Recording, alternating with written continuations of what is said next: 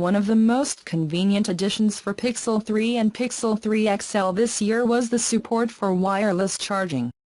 Google accepted the new technology with a Pixel Stand accessory that can load both new phones while providing easy access to Google Assistant and even acts as a photo frame.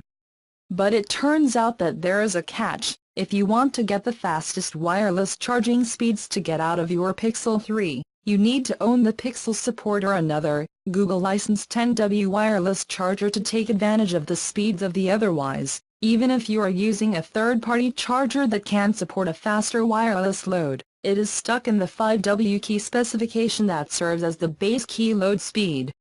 A Google representative commented that we do not limit third-party devices. In fact, we are working with our partners in the Made for Google program to obtain 10W fast chargers certified for use with Pixel 3.